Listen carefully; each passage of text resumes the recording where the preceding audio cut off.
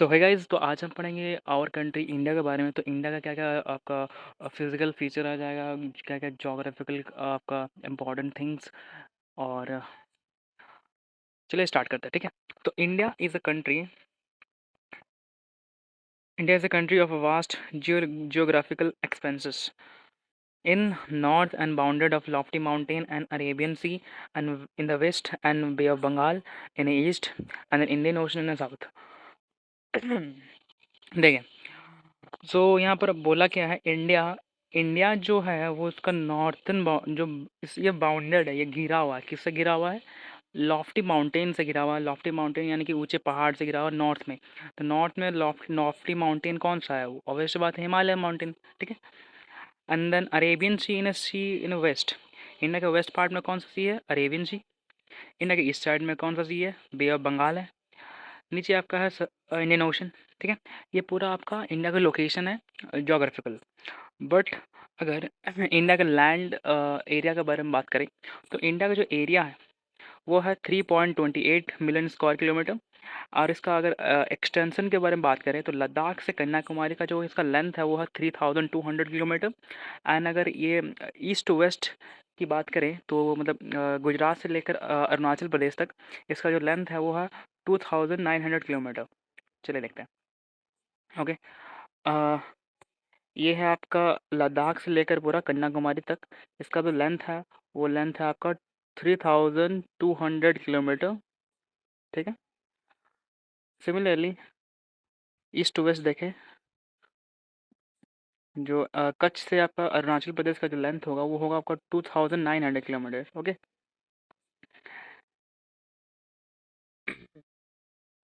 ये हुआ लेंथ के बारे में। और क्या बोला है? यहाँ पे बोला है the lofty mountain of a great Indian desert and the northern plains in uneven plateau surface and the coast and island present in diversity of landform. There is a great diversity and variety of climate, vegetation, wildlife as well. The language of culture in the diversity we found unity in the reflected in tradition that bind us as a one nation. India has population of more than 120 crore since the year 2011, the second most populated country in the world after China. Okay. So India के इतना ज़्यादा population होने के बाद भी, तो obvious बात है, अगर पॉपुलेशन ज़्यादा होगा तो फिर यहाँ पर डाइवर्सिटी होगा ही होगा, ठीक है। सो यहाँ पर डाइवर्सिटी इन द सेंस किसी एरिया में आपका क्लाइमेटिक कंडीशन अलग होगा, ठीक है। उस एरिया का क्लाइमेटिक कंडीशन उसके बाद उसका खाने का ढंग, पहनावे का ढंग, भाषा, ये सब कुछ अलग अलग होता है। बट हम लोग इंडिया में भी ये अलग होने के बावजूद भी हम लोग साथ में रहता है। That's called universe diversity in unity. Next अब आता है लोकेशन ऑफ स्टडी। तो इंडिया का जो लोकेशन है वो नॉर्दर्न हेमिस्फीयर में आता है। तो जब हम लोग अर्थ को दो पार्ट में ब्रेक कर सकते हैं, एक होता है आपका नॉर्दर्न हेमिस्फीयर, एक होता है सदर्न हेमिस्फीयर। तो इंडिया जो लाई करता है वो नॉर्दर्न हेमिस्फीयर में लाई करता है, ठीक है। सो इंडिया और क्या करता है, यहाँ पर एक इमेजिनरी लाइन पास होता है इंडिया में। देयर आर 5 इमेजिनरी लाइन जो आपको याद होना चाहिए। ये आपका अर्थ है, बीच में जो लाइन जा रहा है वो कहता है इक्वेटर, ओके। उसके 23.5 डिग्री नॉर्थ में जा रहा है tropic of cancer, 23.5 degree south में जा रहा है tropic of Capricorn, 66.5 degree north में जा रहा है आपका tropic of sorry arctic circle, and 66.5 degree south में जा रहा है आपका अंटार्कटिक सर्कल, ठीक है। तो ये आपका 5 इंपॉर्टेंट लैटिट्यूडनल लाइन्स है। बट इंडिया में जो पास होता है वो पास होता है tropic of cancer, okay. Tropic of cancer pass होता है, जो ऑलमोस्ट इंडिया को हाफ पार्ट में डिवाइडेड कर देता है, ठीक है।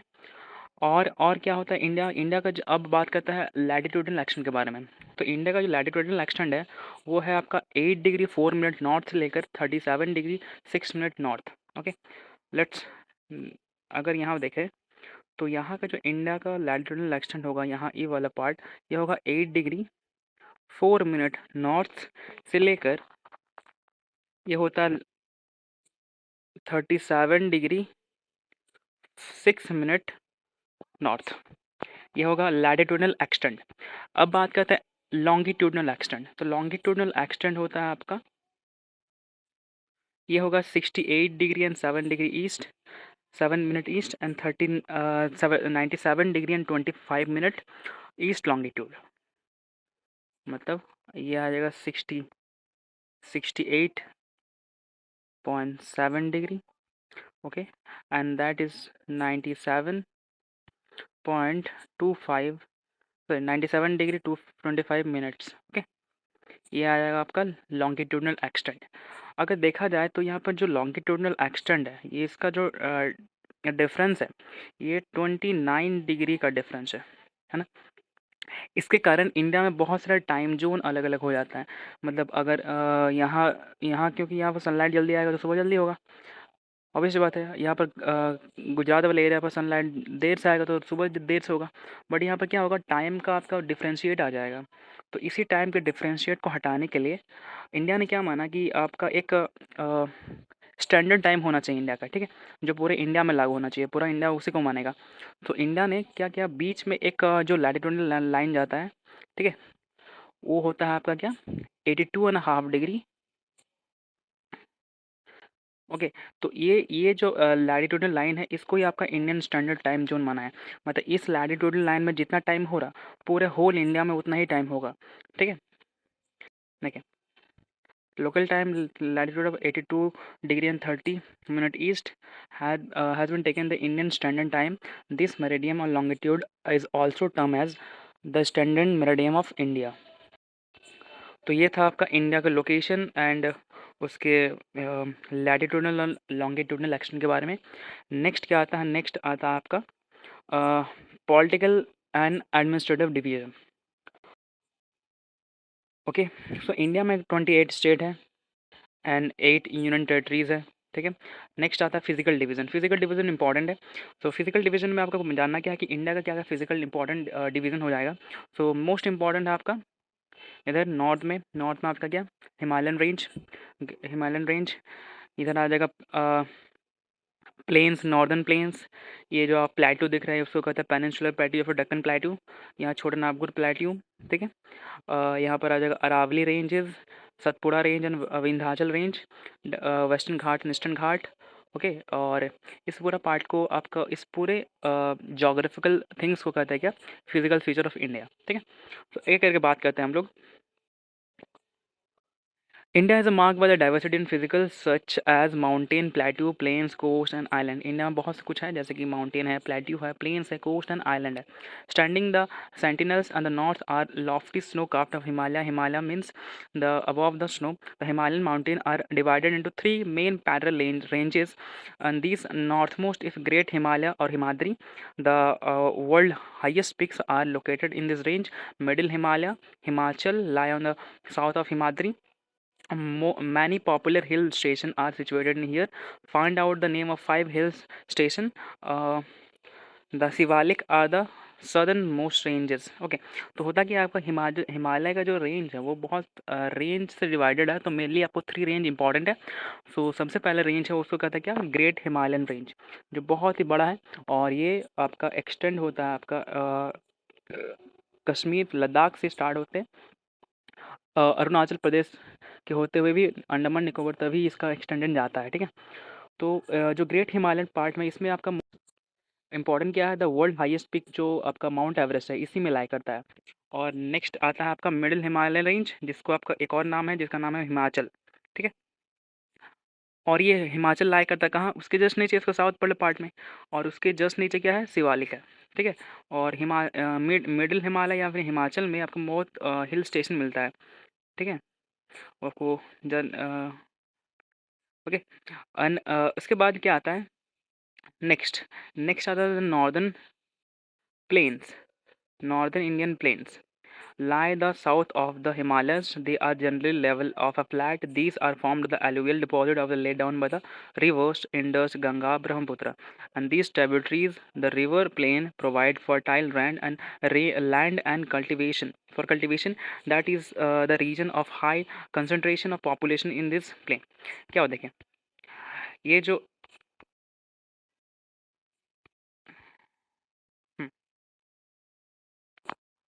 Just a minute, yes,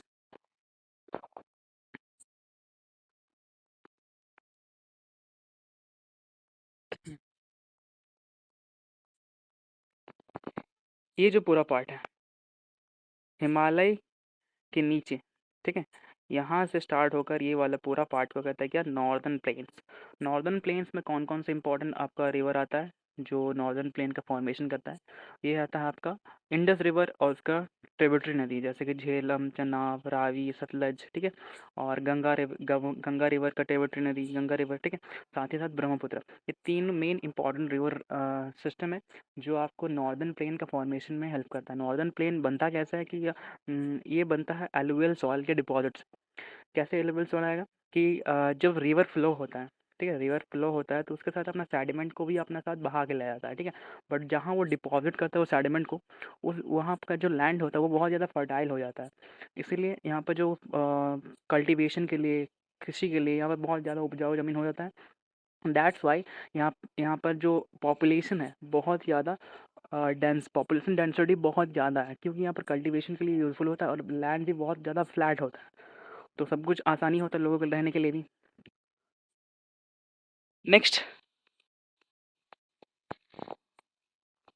next आता है आपका उसके बाद western part of India lie the great Indian desert and it's a dry hot sandy stretch of land, it is very little vegetation.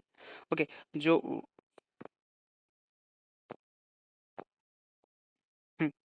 Western part को देखा जाए तो इंडिया का जो वेस्टर्न पार्ट है यहाँ पर जो ग्रेट इंडियन डेजर्ट है। क्यों अगर डेजर्ट का फॉर्मेशन हो गया? क्यों? बिकॉज अगर देखा जाए तो यहाँ पर एक रेंज है जिसका नाम है अरावली रेंज। ओके, तो अरावली रेंज में होता क्या है कि अगर आपका यहाँ से अरेबियन सी से कोई क्लाउड का फॉर्मेशन हुआ और ये क्लाउड धीरे धीरे हवा के थ्रू ये यहाँ पर जाता है, बट अरावली रेंज इसको क्या करता है, इसको रोक देता है, इसको आगे फॉलो नहीं हो जाता, जिसके कारण वहाँ पर आगे में अगर यहाँ पर रेनफॉल ही नहीं होगा तो फिर रेनफॉल अगर होगा नहीं तो वेजिटेशन होगा क्या नहीं। दैट्स वाई यहाँ पर डेजर्ट हो जाता है, ठीक है। नेक्स्ट नेक्स्ट अब आता है to the south of northern plains lie the peninsular plateau.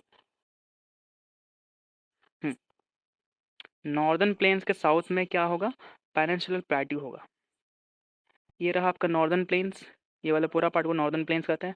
Northern plain का जो साउथ पार्ट है मतलब ये वाला पार्ट, तो यहाँ से होगा, ये होता है पेनिनसुलर प्लेट्यू, जो होता है क्या, डेक्कन प्लेट्यू इसका भी नाम है। सो ये पूरा ट्राइंगुलर शेप का होता है, ठीक है। और इसमें कौन कौन सा रेंजेस इंपॉर्टेंट लाई करता है? That's Aravalli range, Vindhyachal range, Satpura range, ठीक है, वेस्टर्न घाट्स, ईस्टर्न घाट्स, ये पूरा उसका पार्ट है। इसमें बहुत सारे रिवर्स का भी फॉलो होता है। जैसे कौन कौन सा रिवर इंपॉर्टेंट है? जो वेस्ट फॉलोइंग रिवर होता है वो इम्पोर्टेंट रिवर है आपका सतपुड़ा से पास होता है आपका नर्मदा, एंड नीचे आता है तापी। दोनों जो रिवर है वो होता है आपका वेस्ट फॉलोइंग रिवर। देखिए रिवर दो टाइप से होता है, उसका फॉलो दो टाइप से होता है, ठीक है। अगर कोई रिवर यहाँ पर ओरिजिनेट हुआ, ठीक है, अगर वो ईस्ट की तरफ फॉलो होता है, दैट ये रिवर को कहता है क्या, ईस्ट फॉलोइंग रिवर, जो वे ऑफ बंगाल में जाकर मिल जाता है। और कोई रिवर मान लेते हैं यहाँ सपोज रिवर का ओरिजिन हुआ और ये वेस्ट की तरफ फॉलो होता है और अरेबियन सी में मिल जाता है, इसको कहता है क्या, वेस्ट फॉलोइंग रिवर। तो दोनों रिवर है नर्मदा और तापी, ये दोनों रिवर आपका है वेस्ट फॉलोइंग रिवर जो अरेबियन सी में जाकर मर्ज हो जाता है, ठीक है। हम्म द ट्रायंगुलर शेप, जो कि जब पेनिनसुलर प्लेट्यू होता है ट्रायंगुलर शेप होता है, जानी के the relief of high even and region of numerous hill range of valley, Aravalli hills, old ranges of the world, broader is north west side, the Vindhyas, Satpura, important ranges of the rivers कौन कौन सा है, नर्मदा है, तापी है। Follow this ranges, this are the west following rivers, they drain out in Arabian Sea. The Western Ghats and Sayadri, Western Ghat का एक और नाम है जिसको कहते हैं क्या, सायद्री, ठीक है। And the broader the plateau on the west are Eastern Ghats, provide the eastern boundaries, while the Eastern Ghats are almost continuous and Western Ghats are broken in interval। देखिए होता क्या है, देखिए जो ईस्टर्न घाट्स है, ईस्टर्न घाट जो mountain ranges है और वेस्टर्न घाट का जो माउंटेन रेंजेस है उसमें थोड़ा सा डिफरेंस होता है। क्या डिफरेंस होता है? जो वेस्टर्न घाट का माउंटेन रेंजेस है देख सकते हैं यहाँ पर वो कंटिन्यूअस है, यहाँ से वो एकदम सीधा है, कोई यहाँ पर ब्रेक डाउन नहीं है। बट जो ईस्टर्न घाट का माउंटेन रेंजेस है वो देखिएगा यहाँ पर रेंज है बट जगह खाली है, यहाँ पर रेंज है, वैली टाइप है, यहाँ पर वैली टाइप है, यहाँ रेंज है, यहाँ रेंज है, वो कंटिन्यूअस नहीं है, ठीक है।